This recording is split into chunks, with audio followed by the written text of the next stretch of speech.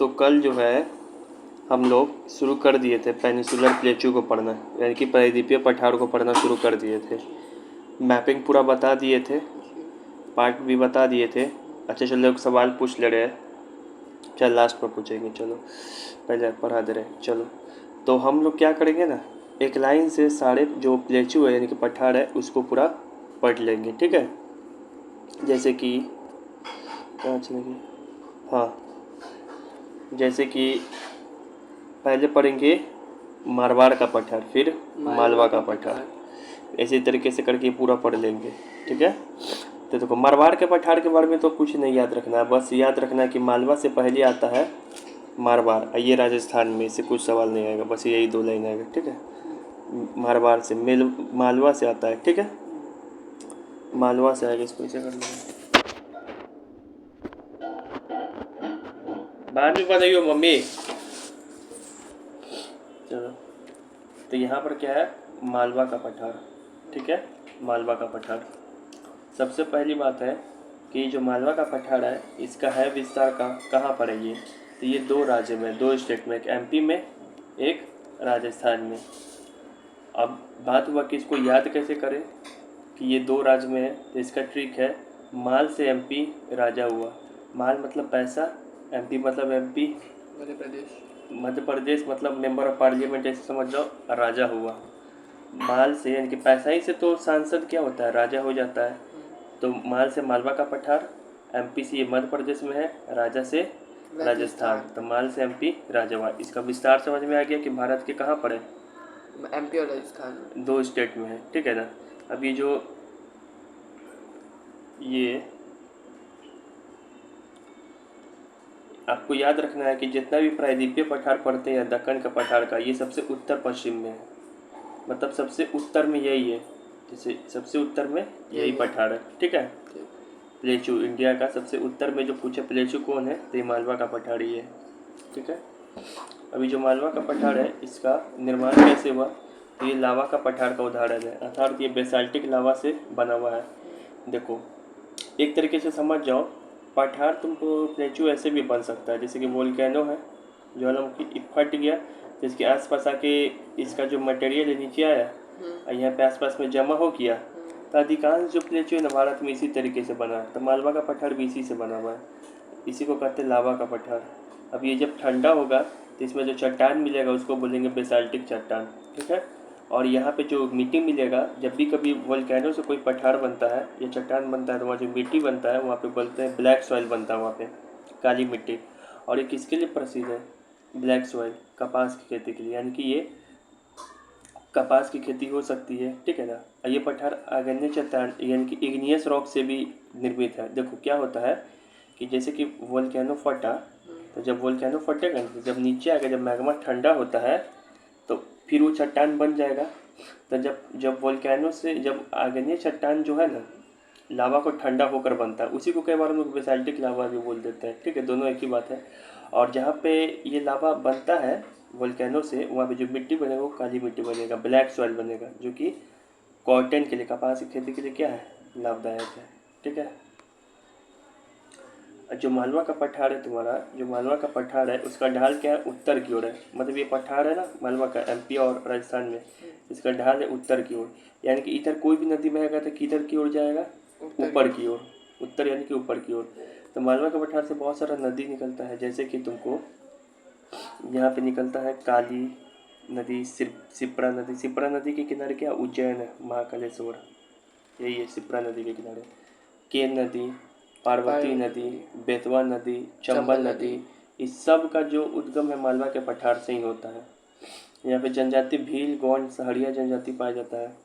एक जो मालवा का पठार को तुम देखोगे ना ध्यान से, तो ये जल विभाजक के रूप में काम करता है। जैसे कि ये तो बता ही नहीं दिए कि सबसे उत्तरी पठार है भारत का, इसके ऊपर तुमको क्या दिखाई पड़ेगा, रुको दिखा रहे हैं, जल विभाजक की तरह किस तरीके से काम करेगा कि मान ली मालवा का पठार है, यहाँ से बहुत सारा नदी निकल रहा है, चंबल उम्बल, चंबल उम्बल जाके यहाँ से ना यमुना जाएगा।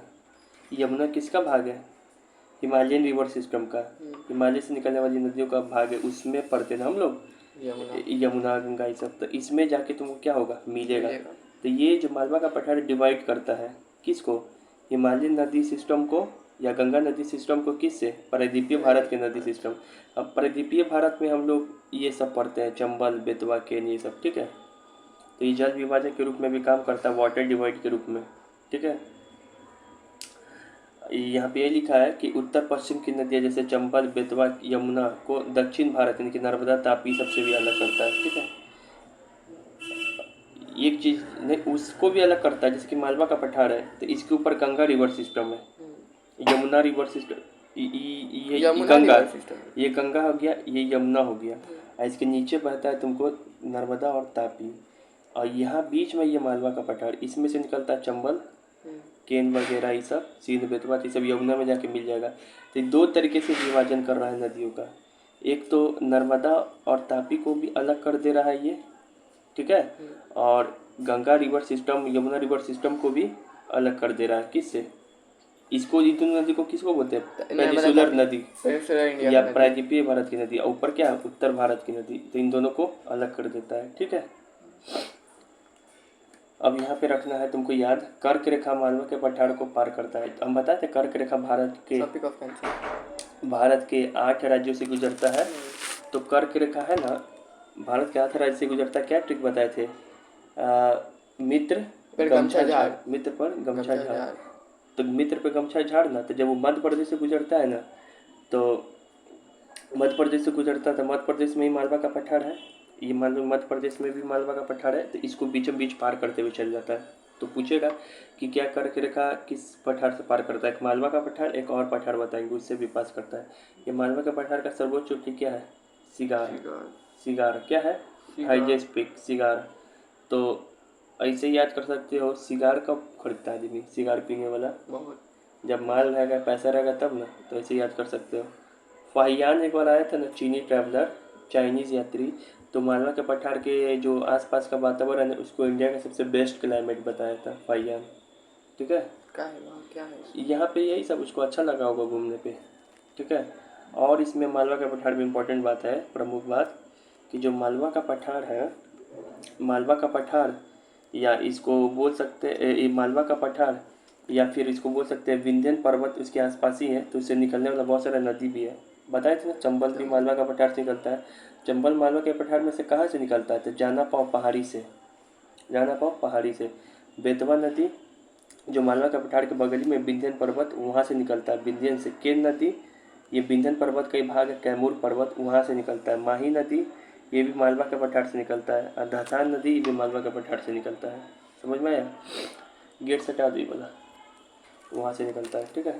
अब चलो हम तुमको मैप पे प्रैक्टिस कराते हैं। ये है मालवा का पठार, ठीक है। बताओ ये कितने राज्यों में फैला होगा? 2। एक होगा राजस्थान, यहाँ पे होगा राजस्थान, और यहाँ पे होगा मध्य प्रदेश, ठीक है। इसको थोड़ा और छोटा करते हैं, ठीक है। अब मालवा के पठार के जस्ट बगल में कौन सा पठार था? मारवाड़ या मेवाड़ का पठार, और ये कहाँ पे था? राजस्थान में। मालवा के पठार के जस्ट उस साइड पड़ेंगे पूर्व की ओर, तो उसके बगल में है बुंदेलखंड का पठार। मालवा के पठार के जस्ट नीचे में, जो मालवा के पठार को नीचे से घेरे हुआ है ऐसे, इसको बोलते हैं विंध्यन पर्वत। समझ में आ गया? इसी विंध्यन पर्वत से निकलता है कौन सा नदी? ये CSB के माही नदी, ठीक है। CSB के माही नदी, यानी कि चंबल नदी यहीं से निकलेगा। चंबल, सोन, सिंध, सोन अमरकंटक से निकलता है। चंबल, सिंध, बेतवा, केन, माही नदी, ठीक है। ये है। और तुमको बता रहे हैं कि ये से विंध्यन पर्वत है, तो विंध्यन पर्वत है तो ऐसे ही से आएगा, यहाँ से माही नदी ऐसे ही से आएगा, मालवा के पठार से होके ऐसे ही से गुजरेगा, फिर माही नदी का चला जाएगा अरब सागर शाखा में। और यहीं से निकलता है बेतवा नदी, कहाँ से? विंध्यन पर्वत से। ये मालवा के पठार को पार करते हुए जाता है, बुंदेलखंड को पार करते हुए जाता है। ये है बेतवा नदी। बुंदेलखंड बहुत ही सूखा वाला जगह है भारत का। बेतवा नदी को बुंदेलखंड का जीवन रेखा भी बोला जाता है, ठीक है ना। वहाँ पे पानी नहीं है। फिर यहाँ से जो निकलता है, ये मालवा का पठार है, तो इसके नीचे कौन सा ही पहाड़ होगा? जाना पाव पहाड़ी। यहाँ से मालवा के पठार को पार करते हुए कौन नदी निकलेगा? चंबल नदी।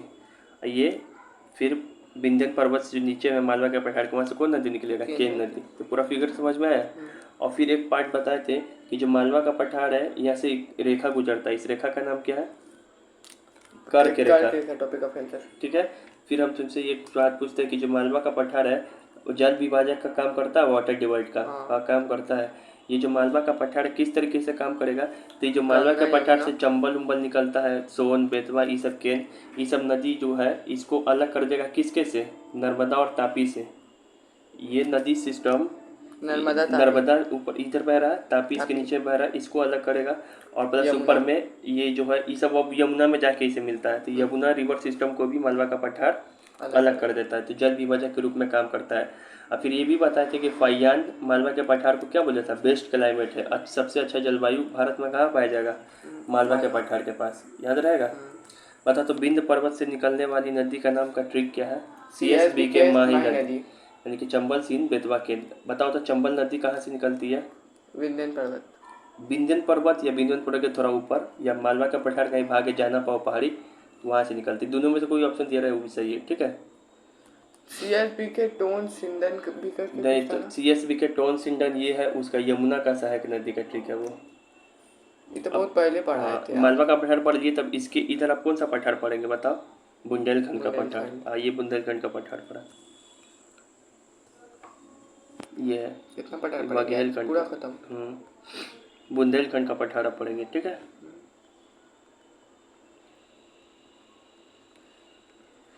यह प्रायद्वीपीय पठार का उत्तरी सीमा का निर्धारण करता है, जैसे कि ये करता ही है। जैसे मालवा का पठार भी उत्तर में है, ये भी उसके बगल में उत्तरी में तो है, तो उत्तरी सीमा का निर्धारण कर रहा है कि नहीं?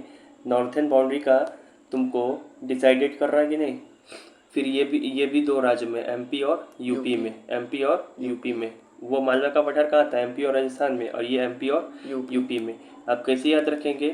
तो देखो MU से याद रखो मऊ, मऊ से मतलब मुँह। अब बूंद से क्या याद रखो? बंद, तो मुंह बंद करो, मुंह बंद करो। दिया हुआ याद कर लेना, बहुत कंफ्यूजन होगा वरना। बुक में दिया हुआ है स्टेट, इस कौन तक कहाँ है ये चीज़ तो जरूर याद कर लेना। ये उसके बाद से जो थोड़ा उसका स्पेशल चीज़ बता, रिवर याद कर लेना। जो एक्स्ट्रा फैक्ट अब उसके बाद जो थोड़ा बच जाता है वो नहीं भी याद करेगा तो काम चल जाएगा, लेकिन कौन कहाँ है ये तो जरूर याद होना चाहिए। तो MP और UP में है, तो मऊ MP UP कैसे ट्रिक याद रखेंगे? MU से मऊ मतलब मुंह, तो मुंह बंद करो, नहीं बोलते मुंह बंद करो। तो बूंद से क्या, बंद से क्या हो जाएगा? बुंदेलखंड पठार। और मुंह से क्या हो जाएगा? MP UP, यानी कि MP और UP में है। बिहार खंड, यानी कि बिहार खंड मतलब गड्ढा का निर्माण करता है, यमुना और चंबल नदी से बनता है। देखो जो बुंदेलखंड का पठार है ना, अभी दिखाएंगे, इसके ऊपर से जाएगा यमुना नदी, ठीक है, इसके इधर से जाएगा तुमको चंबल नदी। तो चंबल नदी है ना, इसके आसपास जो है बुंदेलखंड के पठार के पास गड्ढा का निर्माण करता है, यही में डाकू सब रहता है, समझे? तो बिहार उसी को बोलते हैं। फिर तीसरा बात है एक सूक्ष्म प्रदेश है, पानी की समस्या है। बोले ना पानी का बहुत समस्या है, पानी का बुंदेलखंड में इतना बड़ा समस्या है कि सरकार यहाँ पे 2 नदी बहता है, यहाँ पे देश का पहला नदी को जोड़ने का प्रयास किया गया है। 2 नदी को जोड़ के इस क्षेत्र में पानी पहुँचाने का काम किया गया। अभी बताएंगे कैसे। वो देश में पहली बार ऐसा हुआ, एक अभी तक एक वो हुआ ही है ऐसा एक्सपेरिमेंट का तौर पे। सूखा हो गया। बुंदेलखंड के पठार पे बुंदेलखंड के पठार पे क्या क्या पाया जाता है? क्योंकि धात्विक खनिज यानी कि मेटेलिक मिनरल्स, यानी कि यहाँ से मेटल मिल सकता है। और क्या क्या चीज़ से बना हुआ है? ये ग्रेनाइट से बना हुआ है। एक ग्राइस भी होता है जिसको इंग्लिश में बोलते हैं जेनेसिस, GNEISS, इसको हिंदी में बोलेंगे ग्राइस। फिर नीस से बना है। फिर लाल बलुआ पत्थर मतलब लाल पत्थर जो होता है ना, बालू टाइप का रहता है, वो भी मिलता है यहाँ पे। ठीक है। अब आते हैं बुंदेलखंड पठार के बारे में थोड़ा मैप से समझते हैं। ये देखो, ये है, मान लो ये है बुंदेलखंड का पठार, दिखाई पड़ रहा है? बताओ किस राज्य पे है? 2 स्टेट, UP और MP। मुंह बंद, नीचे में है MP, इसके ऊपर में है UP। ठीक है, ये हो गया। अब बताओ ये मालवा के पठार के अगर इस साइड जाए थोड़ा नीचे जाए तो क्या होगा? वैसे बुंदेलखंड के पठार के थोड़ा इस साइड जाए और थोड़ा नीचे जाए तो कौन सा पठार मिलेगा? मालवा। हम बताए थे ना ऐसे फिगर बना के कि ये है तुमको मारवाड़ का पठार, ये है मालवा का पठार, और और इसके ऊपर में थोड़ा सा ऊपर में है बुंदेलखंड का पठार, उसके फिर आएगा थोड़ा सा बघेलखंड नीचे का है पठार, बघेलखंड। नीचे में ये सब कौन सा है ऐसे करके विंध्याचल विंध्याचल। बहुत बढ़िया, समझ में आ रहा है, अपने याद हो जाएगा। तो नीचे तो ये देखो, ये है मालवा का सॉरी बुंदेलखंड का पठार, जो कि दो स्टेट में, एक यूपी में और एमपी में। इसके ऊपर यूपी, इसके नीचे एमपी में। बुंदेलखंड नाम से एक राज्य ही था पहले। भारत सरकार इस राज्य को दो मतलब कि अब जिला जगह हो गया है कि जो दो राज्य में फैल गया। पहले एक बुंदेलखंड से बिहार था ना, उसे वो राज्य था, अभी भी मान चलता है। डेवलपमेंट बहुत कम है यहाँ पे।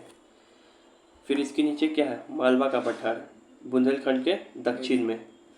फिर उसके थोड़ा सा इधर आएगा तो ऐसे अगर हम जाएंगे तो ये कौन सा पर्वत मिल रहा है, विंध्यन पर्वत, जो कि बुंदेलखंड और मालवा दोनों के दक्षिण में है।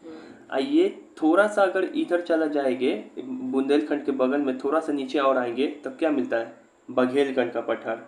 ठीक है, ये पहले मैप समझ में आ रहा है। अब उसके बाद यहाँ पे देखना हमको रिवर क्या क्या है। बुंदेलखंड के पठार से तो कोई नदी नहीं निकलता है, इतना तो श्योर है, इतना बात है तुमको समझ में आ रहा है जब बोल रहे हैं कि सूखा सूखा है ये चीज़। तो अच्छा, इसके बगल में एक है मालवा का पठार, यहाँ से नदी निकलता है, चंबल निकलता है, यही ना, चंबल निकलता है मालवा के पठार का, जो जाना पाव पहाड़ी है वहाँ से। तो देखो, अच्छा एक चीज़ बता दे रहे हैं कि जो बुंदेलखंड का पठार है ना, इसके ऊपर से ही गुजरता है यमुना नदी। इसके उत्तर में कौन सा नदी है, यमुना नदी। तो मालवा के पठार से निकलेगा चंबल नदी, ये चंबल नदी, ये ऐसे, ये देखो चंबल नदी है, तो जाके किस में मिल जाएगा, यमुना में। फिर मालवा के पठार से ही निकलता है मालवा का पठार बोले या फिर विंध्यन पर्वत बोले, ब से विंध्यन और ब से बेतवा नदी, ऐसे याद कर सकते हो, ब से विंध्यन और ब से बेतवा नदी। ये दोनों में तो कोई दे रहा है, कभी बुक में कहीं इस विंध्यन का पर्वत से बताया जाता है कि बेतवा निकलता है, कहीं मालवा का पठार, ज़्यादातर विंध्यन के पर्वत ही सही ऑप्शन मानेंगे। तो यहाँ से कौन सा नदी निकल जाएगा, बेतवा नदी। तो ये इसी से गया, मिल गया। अब उसके बाद विंध्यन पर्वत से केन नदी भी निकलता है। विंध्यन पर्वत का ट्रिक बताया है ना, CSBK माही, यानी कि चंबल भी मान सकते हैं या फिर चंबल मालवा को भी मान सकते हैं, वहाँ से भी निकलता है बेतवा नदी, केन नदी, माही नदी। अब यहाँ से निकलेगा कौन, केन नदी। कहाँ से निकल रहा है केन नदी, विंध्यन से, विंध्यन से निकल रहा है केन नदी। और यहाँ से भी एक ऐसे मालवा का पठार होते होते कौन नदी निकल रहा है, ये बेतवा नदी। तो सरकार सोचा कि क्यों ना ऐसा किया जाए कि ये दोनों नदी को आपस में जोड़ दिया जाए, ऐसे केन और बेतवा को बुंदेलखंड में। तो यही है भारत का पहला नदी जोड़ो परियोजना, केन और बेतवा नदी को जोड़ा गया है। कहाँ पर, बुंदेलखंड में। तुमसे कभी कोई पूछे कि आप जोड़ देने से क्या होगा, यहाँ पर भी पानी आने लगेगा, पहले तो नहीं ना आता था। अच्छा दिमाग लगाई, भारत का पहला नदी जोड़ो परियोजना कौन है, केन और बेतवा नदी को जोड़ा गया है। कहाँ पे, बुंदेलखंड में। अच्छा, बुंदेलखंड का जीवन रेखा किसको बोलते हैं, तो बेतवा नदी। कैसे याद रखेंगे, तो बुंदेलखंड में पानी नहीं है तो बेटा ही पानी लेके आएगा, तो बेतवा नदी, ऐसे याद कर सकते हैं। ये जो केन नदी है ना यहाँ पे, ये केन नदी जो बुंदेलखंड से ऐसा जा रहा है, इस पर क्या क्या है, इस पर पन्ना टाइगर रिजर्व है मध्य प्रदेश में, दौधन डैम है मध्य प्रदेश में ही। ठीक है, इस पर दो चीज़ है केन नदी पे, पन्ना टाइगर रिजर्व और दौधन डैम। बचपन में देखता था, जंगल जंगल पता चला है कौन है ये मोगली, इसी जंगल में शूट हुआ भाई, इसी जंगल का कहानी है, पन्ना टाइगर रिजर्व का ही। तो ये केन नदी पे याद रहेगा। जंगल जंगल। अब चलो, अब बता सकते हो, सवाल पूछे। बुंदेलखंड का पठार कितने जिलों में है, 2 जिला थोड़ी पूछ रहे, राज्य में 2, कौन कौन, यूपी और MP। बुंदेलखंड के उत्तर में कौन सा नदी बहता है, उत्तर में केन, यमुना। उत्तर में कहाँ है बंद रहा, यमुना नदी ना। बुंदेलखंड से कौन सा दो नदी गुजरता है, केन और बेतवा। इधर से गुजरता है बेतवा, जो कि कहाँ से निकलता है, विंध्यन पर्वत से ही मालवा का पठार होते हुए, और इधर से निकलता है केन नदी, ये भी विंध्यन पर्वत से निकलता है। भारत का पहला नदी जोड़ो परियोजना किस दो नदी को जोड़ के बनाया गया, विंध्यन और केन को। कहाँ पे जोड़ा गया, बुंदेलखंड।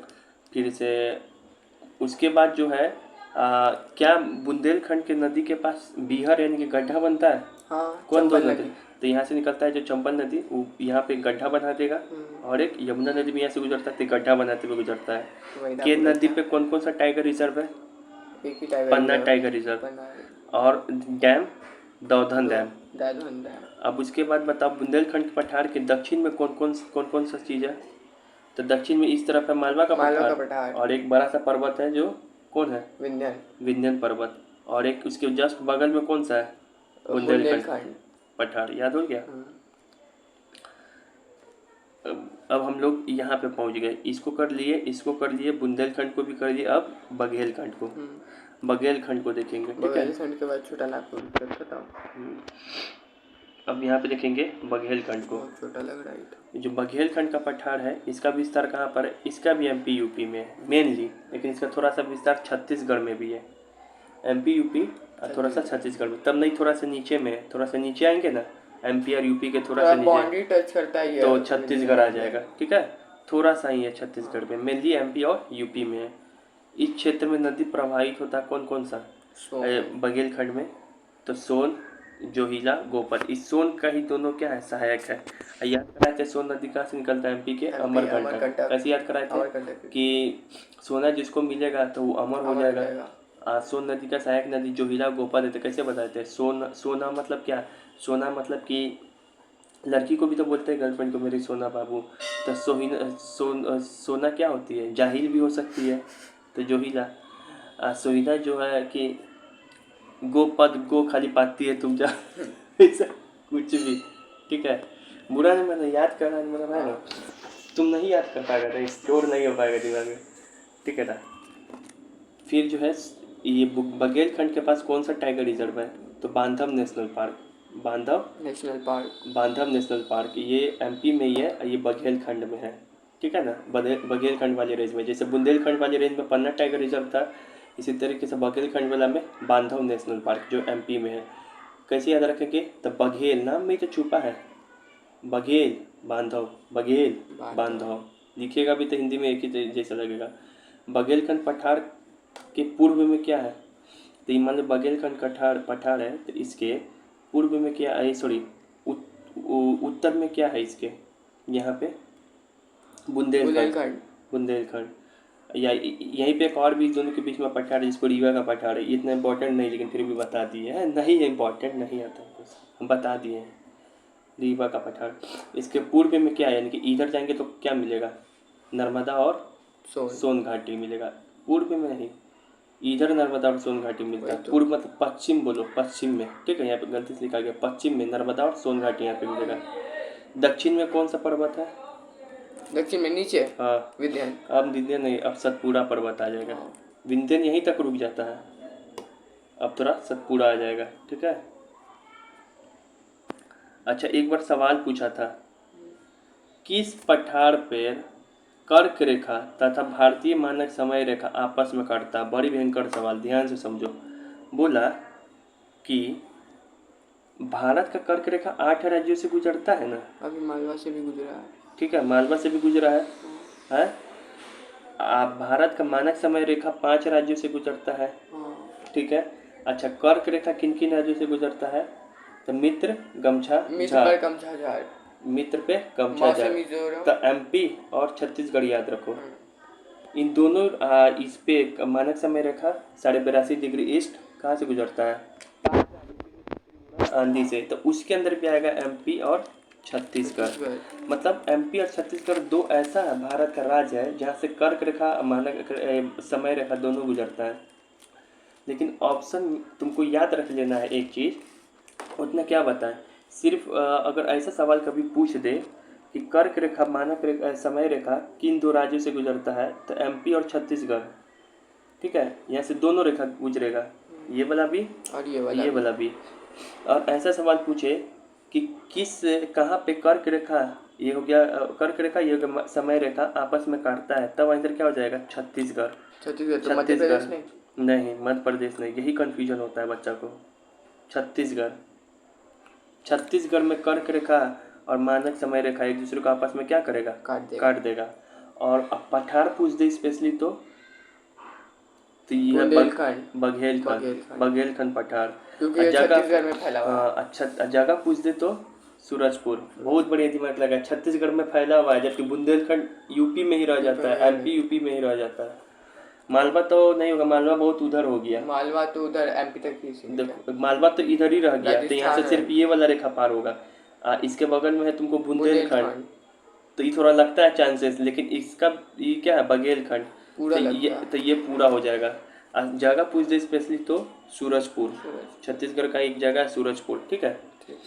तो तुमको यहाँ पे याद रखना है किस पठार पर कर्क रेखा तथा भारतीय मानक समय रेखा आपस में कटता है।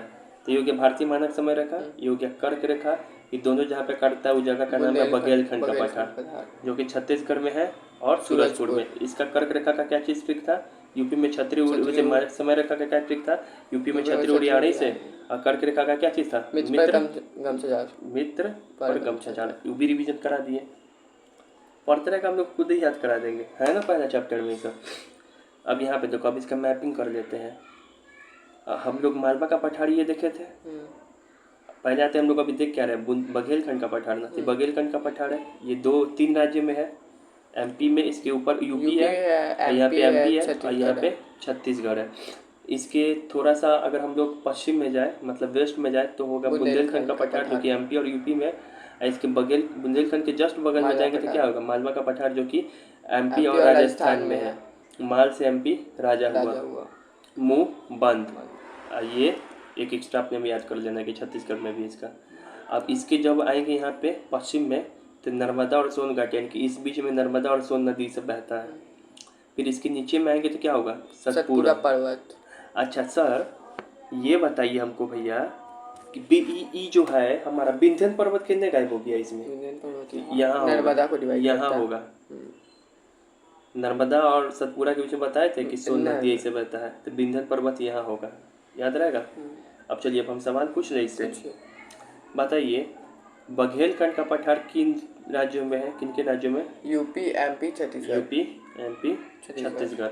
बघेलखंड पठार के आसपास का लोकेशन सब बताइए। तो इससे थोड़ा हम उस साइड जाएंगे, इसके बगल में जाएंगे तो कौन मिलेगा इस साइड, बुंदेलखंड के बगल में मालवा। तो मालवा के जस्ट बगल में बघेलखंड है कि बुंदेलखंड के बगल में बघेलखंड है, बुंदेलखंड के बगल में बुंदेलखंड है। हाँ, और इसके पश्चिम में कौन सा नदी घाटी है, नर्मदा सोन घाटी। अब बघेलखंड के नीचे में कौन सा पर्वत है, दक्षिण पर्वत, सतपुरा पर्वत। अच्छा बताइए, भारत का समय रेखा और कर्क रेखा कहाँ पर पठार को एकदम एग्जैक्टली काटता है दोनों, छत्तीसगढ़ में छत्तीसगढ़ के सूरजकुंड में और सूरजपुर में, और पठार पूछे तो बघेलखंड। ठीक है, बहुत ही बढ़िया यार। अब उसके बाद बताइए यहाँ पे नेशनल पार्क कौन सा है, नेशनल पार्क नाम में तो छुपा है, बघेल से क्या है, बाघ से बांधव नेशनल पार्क बघेलखंड में। तो आप पता है ये नदी कौन कौन से क्षेत्र में प्रभावित होगा, तो सोन, जोहिला, गोपाल, ठीक है। तो ये सोन लिख देंगे तो नहीं चलेगा, सोन ही मेनली है, जोहिला गोपाल तुमको नहीं पढ़ना, बता दिए सोन का साइड, तुमको सोन ही पढ़ना है, ठीक है। ये नर्मदा है, इधर सोन भी निकलता है। देखो ई एमपी है, एमपी में ही क्या है, अमरकंटक पठार है, तो अमरकंटक से इधर निकल जाता है तुमको नर्मदा, इसके ईस्ट साइड बघेलखंड होते हुए बिहार में होते हुए कहाँ चला जाएगा, यमुना में मिल जाएगा। तो सोन यहीं से गुजरता है इसे। अब बाकी इसका सहायक नदी है जोहिला गोपद, ये भी थोड़ा थोड़ा गुजर जाता है बघेलखंड से, ठीक है। याद हो गया, याद तो हो ही रहा है ना, टफ चीज़। तो हम लोग किसको पढ़ लिए, इसको पढ़ लिए। अब एक पढ़ना, अब छत्तीसगढ़ जो बघेलखंड के बगल में है। कितना देर का वीडियो बचा, हो जाएगा, 2 मिनट पानी पी के आ सकते, आप पानी पी के आओ। अब यहाँ पे देखो, अब हम लोग क्या पढ़ रहे हैं, छोटा नागपुर पठार के बारे में, ठीक है। इसको पेन कपड़ा से दिया रहा है, छोटा नागपुर पठार के बारे में। यह प्रायद्वीपीय पठार का उत्तर पूर्वी सीमा का निर्धारण करता है, सही बात है। उत्तर पूर्वी मतलब क्या हो गया, नॉर्थ ईस्ट, मतलब इस साइड है ये पठार उत्तर पूर्वी में। और उत्तर पश्चिमी सीमा बोले तो इस साइड कौन पठार था, यहाँ पे मालवा। इसके बगल में कौन था, बुंदेलखंड। बहुत बढ़िया, इसके बगल में बघेलखंड, नीचे में थोड़ा बघेलखंड। अब यही तो आया, फिर इसके थोड़ा बीच में भी है, वो है दंडकारण्य का पठार, बताए थे। दंडकारण्य नहीं पढ़ते हैं पहले एक लाइन से, ठीक है, तब छोटा नागपुर आ गया, दंडकारण्य का आ गया।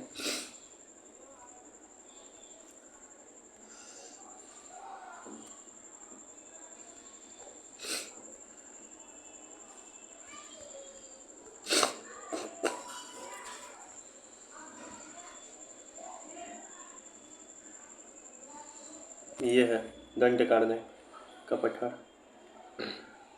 देखो तब हम लोग क्या पढ़ने जा रहे हैं, छत्तीसगढ़ वाला बाद में पढ़ेंगे। पहले मेवाड़ पढ़ दिए, मालवा पढ़ दिए, बुंदेलखंड पढ़ दिए, बघेलखंड पढ़ दिए। इन दोनों के बीच में दंड कारने हैं यहाँ पे, हम बताए थे गलती से हो गया थोड़ा। नीचे दंड कारने यहाँ पे। फिर पढ़ेंगे किसको, छोटा नागपुर। छोटा नागपुर। दंड कारने का पठार ये तो 1 मिनट में हो जाएगा, बहुत ईजी, ज़्यादा कुछ नहीं पूछता। ये कहाँ कहाँ पर है, तो उड़ीसा और छत्तीसगढ़ में। उड़ीसा और छत्तीसगढ़ ये 2 जिला में, ये 2 स्टेट में, छत्तीसगढ़ और उड़ीसा में। कैसे याद रखेंगे, दंड में ही छुपा, नाम ही छुपा हुआ है दंड। तो दिशा, उड़ीसा को क्या बोलते याद कराते हैं, दिशा। दिशा और दिशा को दंड देंगे ना तो क्षति हो गई। दिशा को दंड दिए तो क्षति हो गई, क्षति नहीं होगा, क्षति इसका, तो इसे याद रखेंगे। फिर ये इसका निर्माण क्या था, लावा निम्न पठार है। बताएंगे कि अधिकांश पठार जो है भारत में वो लावा से ही बना हुआ है। उस समय बेसाल्टिक चट्टान ही पाया जाएगा, अग्नेय चट्टान यानी कि आग से बना हुआ, इग्नियस रॉक जिसको बोलेंगे, बेसाल्टिक रॉक। ये भारत के एकदम मध्यवर्ती भाग में, तुमसे ये सवाल पूछेगा ना एकदम मिडिल में कौन सा पठार है भारत के, दंड कारने पठार। कभी ऐसा पूछ दे कि भारत के एकदम मध्य में यानी कि मिडिल में कौन सा पर्वत है, तो बोलेंगे विंध्यन। विंध्यन, विंध्यन एकदम मिडिल में है भारत के, उत्तर भारत को दक्षिण भारत से अलग करता है, ठीक है। तो ये दोनों बात याद रहेगा तुमको। तो एकदम ये भारत के मध्यवर्ती भाग में स्थित है। देखो कैसे, इधर तो गया महाराष्ट्र, छोड़ो, इधर हो गया छत्तीसगढ़, इधर हो गया उड़ीसा, इधर हो गया तेलंगाना, और भी स्टेट में इसका एक्सपेंशन है, लेकिन मेनली छत्तीसगढ़ उड़ीसा में यही है दंड कारने का पठार। ये भारत के एकदम क्या है, सेंटर में है। इसका मेन एक्सपेंशन क्या है, छत्तीसगढ़ और उड़ीसा में। बाकी आंध्र प्रदेश में भी थोड़ा मोड़ा है, तेलंगाना में भी, महाराष्ट्र में भी है, तब लोग थोड़ा सा नीचे दिखाई पड़ता है वो पठार। छत्तीसगढ़ में ही जो बताए थे इंद्र की गोद में सब मंजरी के, सबरी मंजरी के पढ़ाने के लिए गोदावरी का ट्रिक। तो गोदावरी का एक सहायक नदी था सबसे बड़ा, इंद्रावती। तो इंद्रावती रिवर छत्तीसगढ़ से ही निकलता है, दंड कारने के पठार से। इसी पर इंद्रावती टाइगर रिजर्व भी है, ठीक है।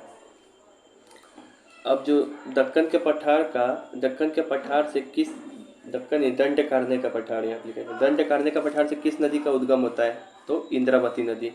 और ये किसका सहायक नदी है, गोदावरी का। उद्गम होता है कहाँ से होता है इंद्रावती रिवर, इसका उद्गम होता है तुमको कहाँ से, दंड कारने पठार छत्तीसगढ़ से। फिर कहाँ चला जाएगा, उड़ीसा में, फिर महाराष्ट्र में ये गोदावरी से मिल जाएगा। जैसे मान लो ये दंड कारने का पठार है, कहाँ पर है, छत्तीसगढ़ में। यहाँ से निकलेगा, ये कहाँ जाएगा, उड़ीसा में। उड़ीसा से फिर कहाँ पहुँचेगा, महाराष्ट्र में, ठीक है। ऐसे करके महाराष्ट्र में, इस महाराष्ट्र इधर ना, महाराष्ट्र में फिर किससे मिल जाएगा, इधर से महाराष्ट्र से गोदावरी निकलता है, इधर कहीं से ये गोदावरी में जाके मिल जाएगा। अब कैसे याद रखेंगे कि दंड कारने का पठार से इंद्रावती नदी निकलता है। तो इंद्र भगवान याद है, पुराने जमाने में सबको दंड देते थे, जिससे आदमी को क्षति हो जाता था। तो छत्तीसगढ़ से निकलेगा इधर, छत्तीस से क्या याद रखेंगे, छत्तीसगढ़, इंद्र भगवान दंड देंगे तो क्या याद रखेंगे, दंड कारने का पठार से इंद्रावती रिवर निकलता है। अभी तक हम जितना देख रहे थे अधिकांश पठार पे काली मिट्टी पाया जा रहा था, लेकिन दंड कारने का पठार पे रेड सॉइल पाया जाता है, लाल मिट्टी। काहे पाया जाएगा, कुछ रीजन होगा। ये भी तो लावा से है, तो ब्लैक सॉइल मिलना चाहिए। तो हम बताएं कि थोड़ा सा ये नीचे में है, और थोड़ा सा क्या है कि जो पूर्वी घाट है ना, उसके थोड़ा नज़दीक भी है ये। तो जब घाट नज़दीक में है तो समुद्र का पानी थोड़ा पठार के आसपास आ जाता है, छलांग मारता है तो आता है, थोड़ा आ जाता है। तो यहाँ के मिट्टी को काला के बदला किसके बना देता है, लाल में बदल देगा। तटीय घाट के पास है इसी कारण, यानी कि घाट्स के पास है इसी कारण। कल घाट से पढ़ेंगे हम लोग। दंड कारने का पठार किस चीज़ के लिए प्रसिद्ध है, ये सबसे ज़्यादा इम्पोर्टेंट पॉइंट है। टीन के लिए। टीन बनता है, टीन भारत में टीन नहीं होता है, लोहा, टीन, लक्कर, टीन का, तो वहीं पर मिलता है टीन। आप कैसे याद रखेंगे कि टीन के लिए ये प्रसिद्ध है, तो दंड ही है ट्रिक। तीनों को दंड मिला, इंद्र भगवान तीनों को दंड दिए, जिस कारण आदमी को क्या हो गया, क्षति हो गया, या दिशा को क्षति हो गया। तो तीनों को दंड मिला, तो टीन के लिए प्रसिद्ध है दंड कारने का पठार, ठीक है। अब सवाल पूछ ले। कट जाता है। चलो सवाल में हमको बताओ कि भारत के सबसे मध्यवर्ती भाग में कौन सा पठार स्थित है। दंडकारण्य। दंडकारण्य एकदम मिडिल में तुमसे पूछे भारत के एकदम मध्य में सबसे कौन सा पर्वत है तो विंध्याचल। विंध्याचल पर्वत। पठार पूछे तो दंडकारण्य। दंडकारण्य पठार से कौन सा नदी निकलता है। इंद्रावती। कैसे याद कराए थे। इंद्र जी दंड देते थे। इंद्र जी दंड देते हैं तो दंडकारण्य से। उड़ीसा होते हुए किस में मिल जाएगा। महाराष्ट्र में गोदावरी से मिल जाएगा। क्योंकि गोदावरी का सहायक नदी है। फिर बताए थे कि दंडकारण्य का पठार का किस किस राज्य में एक्सपेंशन है विस्तार। छत्तीसगढ़ और उड़ीसा। दिशा को छत्तीसगढ़। ऐसे तुमको महाराष्ट्र में भी है थोड़ा सा, आंध्र प्रदेश में, तेलंगाना में, लेकिन मेनली कहाँ है उड़ीसा और छत्तीसगढ़। दंडकारण्य का पठार कैसा मिट्टी पाया जाएगा। Red soil. क्योंकि ये थोड़ा घाट के नज़दीक है तो समुद्र का पानी इस साइड थोड़ा आ जाता है, इसी कारण ये रेड सॉइल मिलता है। फिर बताए थे टीन के लिए सबसे प्रसिद्ध भारत में कौन सा पठार है। दंडकारण्य। कैसे याद रखेंगे। तीनों को दंड दिए। 3 आदमी था तो तीनों को दंड दिए इंद्र जी। ठीक है, जिससे क्षति हुआ। अब हम लोग कहाँ आते हैं। अब आएंगे हम लोग छोटा नागपुर झारखंड। तो मेवाड़ का पठार पढ़ लिए, मालवा का पठार पढ़ लिए, बुंदेलखंड का पठार पढ़ लिए, बघेलखंड का पठार पढ़ लिए। इसके नीचे थोड़ा जो था यहाँ पे छोटा नागपुर वो भी पढ़ लिए। छोटा नागपुर नहीं पढ़े हैं, दंडकारण्य का पढ़े। दंडकारण्य पढ़े, फिर अब छोटा नागपुर पढ़ेंगे। अच्छा, इस सारे पठार में सबसे पूर्व में कौन है। छोटा नागपुर। छोटा नागपुर। ठीक है, एक लाइन से सजाने भी आएगा तो सजा देगा। पश्चिम से पूरब की ओर। ठीक है,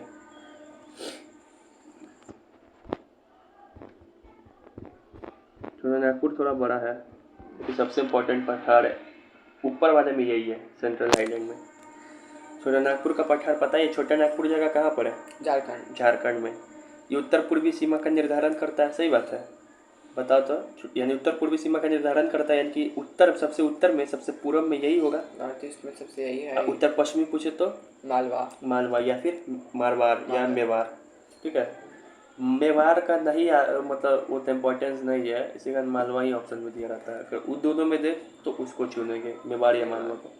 यह भी लावा का पठार का उदाहरण है, ये भी वोल्केनिक एक्टिविटी से बना होगा। लावा फट के। पैटलैंड क्या है। पैटलैंड तो देखो, तो छोटा नागपुर का पठार है ना, यहाँ पे कुछ कुछ ऊंचा भाग है, उठा। ये जो ऊंचा भाग है ना, ऊंचा स्थलाकृति हाईलैंड, ये ग्रेनाइट से बना हुआ है। ऊंचा मतलब पठार है, लेकिन पठार के भी ऊपर कुछ ऊंचा भाग है। इसी को क्या बोलते हैं, पैटलैंड। छोटा नागपुर पठार का सर्वोच्च चोटी कौन है, मतलब हाईएस्ट पीक। ये पठार है तो थोड़ा इसमें थोड़ा ऊंचा भाग चीज होगा। इसका हाईएस्ट पीक कौन है, इसी को बोलते हैं हाईएस्ट पीक, चोटी, सर्वोच्च चोटी कौन है। पारसनाथ हिल।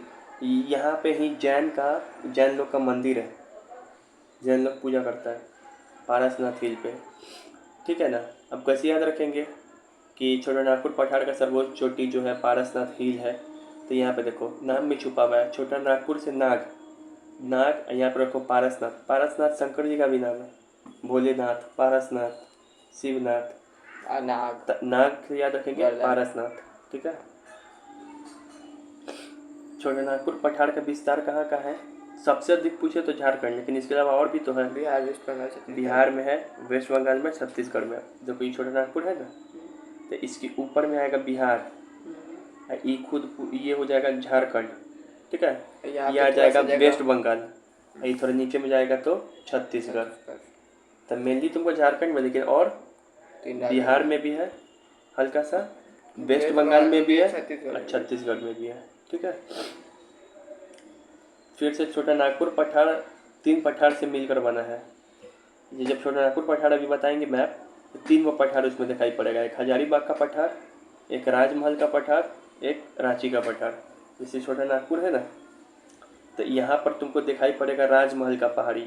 एक लाइन से बहुत सारा पहाड़ है, राजमहल की पहाड़ी। यहाँ पे बहुत सारा युद्ध होता था पुराने ज़माने में, राजमहल की पहाड़ी।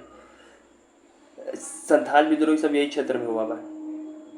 फिर इसके यहाँ पे दिखाई पड़ेगा तुमको हजारीबाग का पठार, संथाल विद्रोह यही क्षेत्र में हुआ है, राजमहल पहाड़ी में। संथाल विद्रोह मतलब विद्रोह नहीं पता है रे, संथाल विद्रोह नहीं पढ़ा है, सिद्धू कानू चांद भैरव। संथाल तो ट्राइब्स था। वही विद्रोह किया था अंग्रेज के खिलाफ। यहाँ पर हजारीबाग का पठार है, इसके नीचे में जो आ जाएगा तो यहाँ पे रांची का पठार, इसमें थोड़ा यहाँ पर भी चला जाएगा तो कोडरमा का पठार। मतलब 3-4 पठार से मिलकर बना हुआ छोटा नागपुर का पठार। एक मैप दिखाएंगे सब याद हो जाएगा। छोटा नागपुर पठार के सबसे उत्तर में पूछे कौन सा भाग है, तो बताए थे कि यहाँ पर है राजमहल, फिर इसके बाद है हजारीबाग। तो उत्तर में है हजारीबाग और राजमहल, और सबसे उत्तर में कौन है तो राजमहल, उसके बाद हजारीबाग, और उसके नीचे में कौन है रांची का पठार। ठीक है, रांची यहीं पर है नीचे वाला भाग में छोटा नागपुर के। हजारीबाग छोटा नागपुर पठार के दक्षिण भाग में क्या है तो रांची का पठार है। ठीक है, छोटा नागपुर पठार। चलो, छोटा नागपुर पठार में जानते ही है कि बहुत सारा खनिज मिलता है वहाँ पे, तो वहाँ पे बहुत सारा इंडस्ट्री भी है, टाटा उटा का। तो आखिर कैसे इंडस्ट्री वहाँ पे बहुत सारा जमने लगा, तो वहाँ पे कोयला भी मिलता है, लोहा भी मिलता है। लेकिन तुमसे ये सवाल पूछता है कि छोटा नागपुर पठार का प्रोपल्सिव इंडस्ट्री कौन है।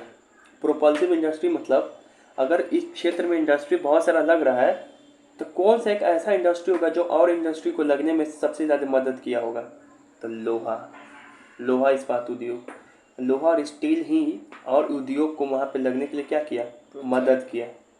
समझ में आया। तो ये सरकार लोग से प्रोपल्सिव पूछ के इंडस्ट्री लेना पूछे, होता होगा। हाँ परमिशन सरकार से पूछ के। तो प्रोपल्सिव इंडस्ट्री मतलब यही है कि इसको पल्स करे, मतलब उसको पुश करे और इंडस्ट्री को कि आओ तुम लोग भी लगाओ यहाँ पे, तो लोहा इस्पात उद्योग। ठीक है, छोटा नागपुर का पठार भारत का रूर प्रदेश बोला जाता है। पूछेगा भारत का रूर प्रदेश किसको बोला जाएगा, रूर प्रदेश। रूर क्या है पढ़ाए थे बताओ कहाँ पे, जर्मनी में, जो फ्रांस छीन लिया था उसका। रूर मतलब जर्मनी का एक प्रदेश है, बहुत अच्छा प्रदेश, जहाँ पे कोयला लोहा बहुत सारा चीज़ पाया जाता है। उसी भारत में सबसे ज़्यादा कोयला लोहा इसी क्षेत्र में पाया जाएगा। छत्तीसगढ़ में भी पाया जाता है लेकिन इसमें सबसे ज़्यादा पाया जाता है। तो इसी कारण भारत का रूर प्रदेश बोलते हैं किसको, छोटा नागपुर पठार को।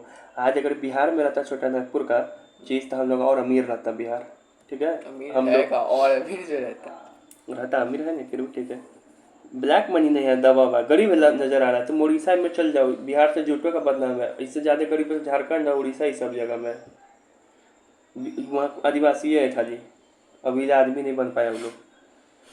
फिर यहाँ पे देखो जो छोटा नागपुर का पठार है, यहाँ पे झारखंड में ही छोटा नागपुर का पठार है, वहीं पे है जादू गोरा खान, यानी कि जादू गोरा माइंस। किसके लिए प्रसिद्ध है, यूरेनियम के लिए। अच्छा, तो छोटा नागपुर पठार कहाँ पर है, झारखंड में। और झारखंड में ही कहाँ पे छोटा नागपुर पठार पे जादू गोरा खान किसके लिए प्रसिद्ध है, यूरेनियम। यूरेनियम से क्या करते हैं हम लोग, न्यूक्लियर वेपन बनाते हैं। वेपन बना सकते हैं या फिर बिजली पैदा कर सकते हैं। पता है न्यूक्लियर पावर प्लांट। ये सब जो पढ़ाया जा रहा है ना, ये तुमको फिजिक्स में भी पढ़ना होगा, बीटेक वूटेक में। यही सब इंटरव्यू में सब में पूछता है कहाँ पे कौन। अरे तो फिजिक्स पढ़ के कैसे करता है, यही सब ना करेगा, नीचे से निकालेगा, कार बनाएगा, यही सब पूछेगा। तुमको क्या लगेगा कोई फॉर्मूला पूछेगा ऐसा, वो सब तो हो गया, एग्जाम पास कर गया, इंटरव्यू में यही सब पूछेगा। क्योंकि यहाँ पर लोहा और कोयला एक साथ बहुत बड़ी मात्रा में पाया जाता है, पता है ना। छोटा नागपुर पठार में, इसका भारत के इसको रूर प्रदेश बोलते हैं। एक और भी चीज़ पाया जा रहा था छोटा नागपुर पठार में, बताओ तो उसका नाम क्या है, यूरेनियम, जो जादू गोरा खान में था। छोटा नागपुर पठार के बाएं ही प्रमुख औद्योगिक क्षेत्र है, Rourkela industry, Bhil industry, Durgapur industry, ये सब उसी के आसपास के क्षेत्र में मौजूद है। समझ में आ रहा है।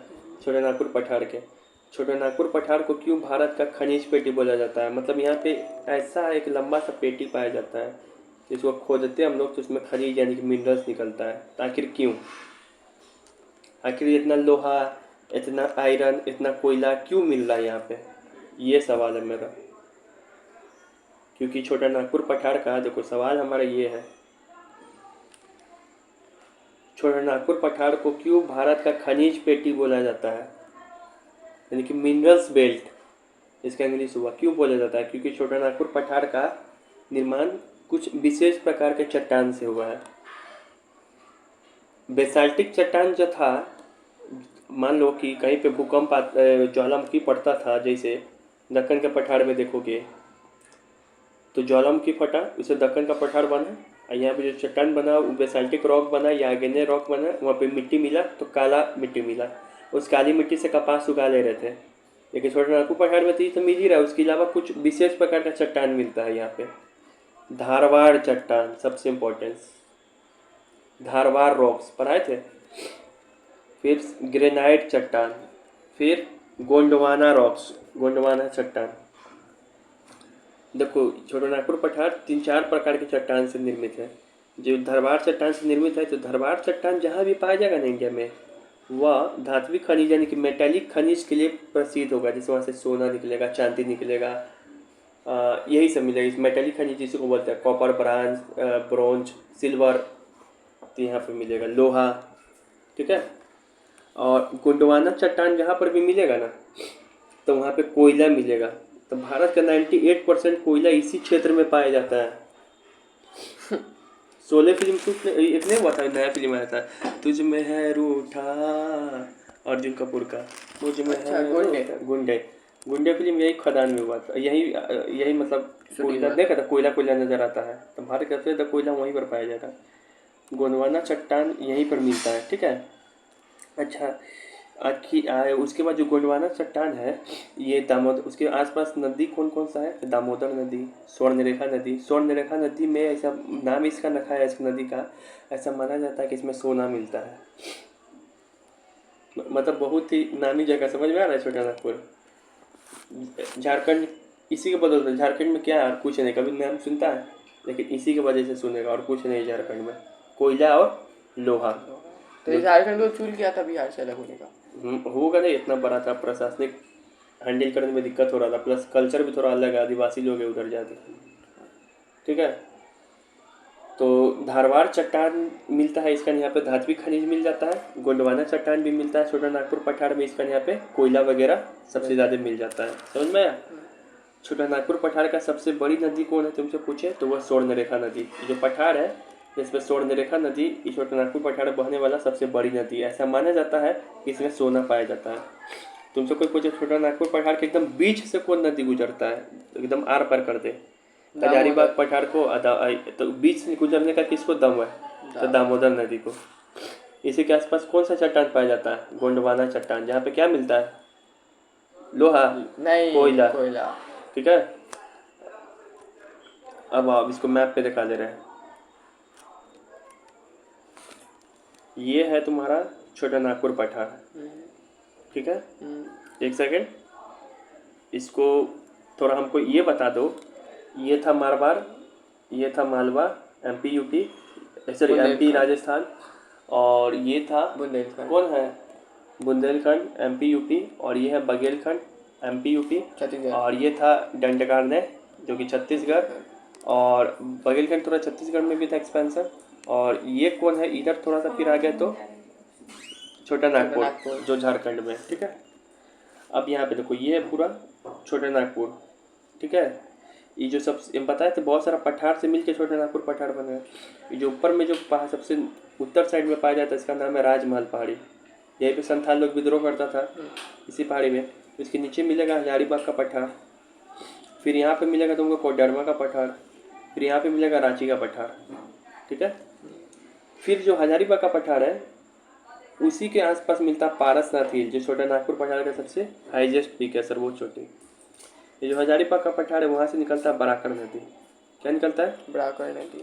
ये जो हजारीबाग पठार, रांची का पठार, यानी कि ऐसा कह सकते हैं कि छोटानागपुर पठार के एकदम बीचों बीच कौन सा नदी को दम है गुजरने का, तो दामोदर रिवर।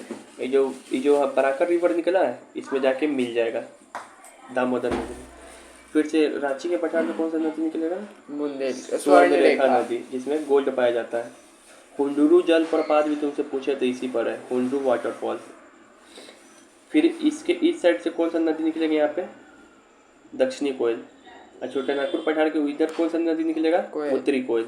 ये जो उत्तरी कोयल है, ये जाके मिल जाता है किससे? सोन नदी से, अब बिहार में पहुँचता है। ये दक्षिणी कोयल ये जाके किससे मिल जाएगा? बैतरनी नदी से, ब्राह्मणी नदी से, समझ में आया। ब्राह्मणी दक्षिणी कोयल है, शंख नदी से जाके मिलता है, तब ब्राह्मणी नदी का निर्माण होता है उड़ीसा में, समझ में आया। और याद रखना है कि ये जो है तुमको पठार इसके उत्तर में कौन सा नदी तंत्र पाया जाएगा? छोटे नागपुर के उत्तर में गंगा, गंगा रिवर सिस्टम बताए थे।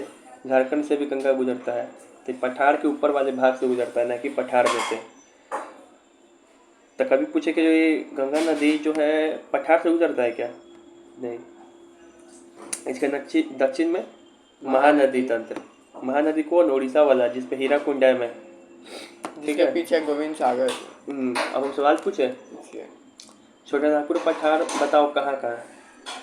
मात्र झारखंड में है, छत्तीसगढ़ बिहार में है, और छत्तीसगढ़ वेस्ट तो इधर हो गया छत्तीसगढ़, थोड़ा नीचे आएगा छत्तीसगढ़, ऊपर वेस्ट, इधर होगा थोड़ा वेस्ट बंगाल। ठीक है, छोटा नागपुर पठार कौन कौन सा पहाड़ से मिलके बना है?